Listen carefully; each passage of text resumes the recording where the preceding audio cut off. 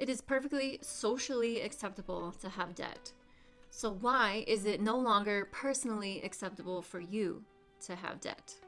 I know that sounds like a silly question, but it's something you need to ask yourself, because right now, as of recording this, the average American has over $96,000 worth of consumer debt.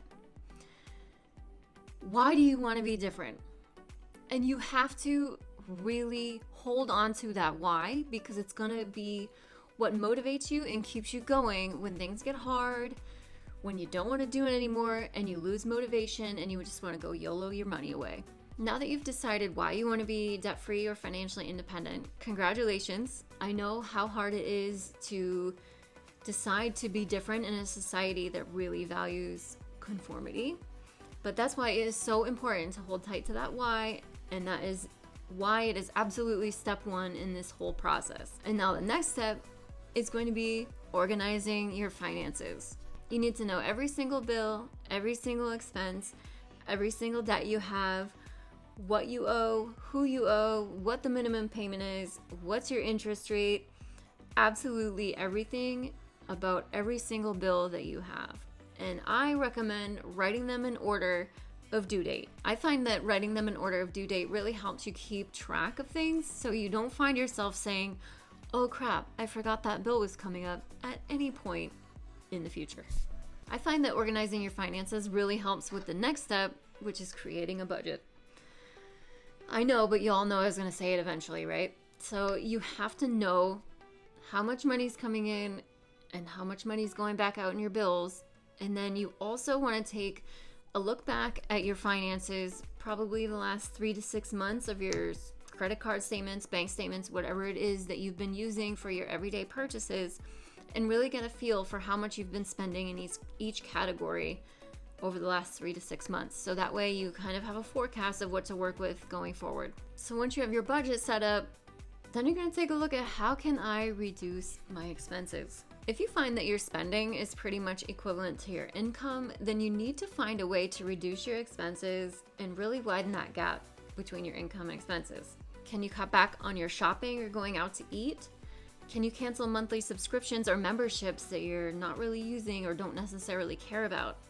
Or maybe you're in a position to make a bigger impact on your finances and move to a cheaper cost of living area, or even just a cheaper apartment, house, whatever it be. Or better yet, in the lesser often talked about thing, maybe there's a way you can increase your income.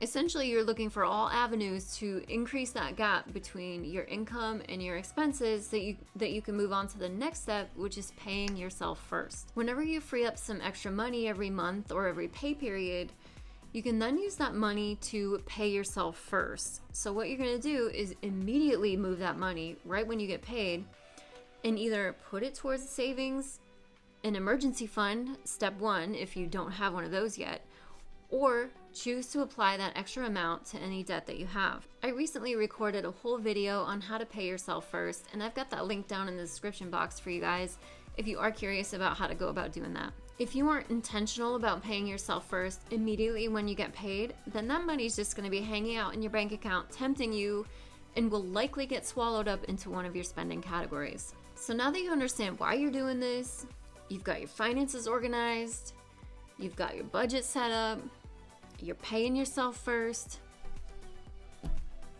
you need to have a plan. What's your plan from there? Again, we don't want to jump into paying off debt unless we have an emergency fund. Build that up first.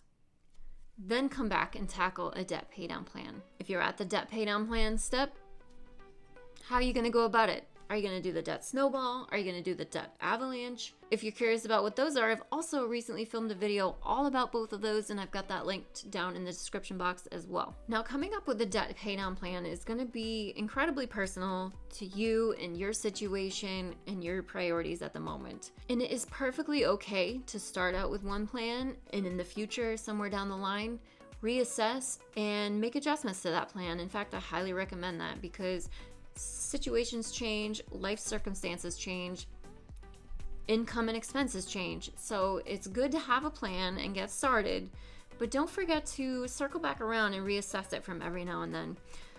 and decide what's working, what's not really working, and if there's any changes you can make along the way. I wouldn't say you have to do that very often, but I certainly recommend it, especially as life circumstances change for you.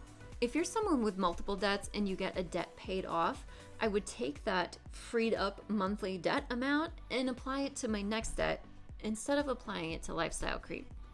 That's really going to accelerate your debt payoff plan as you go along.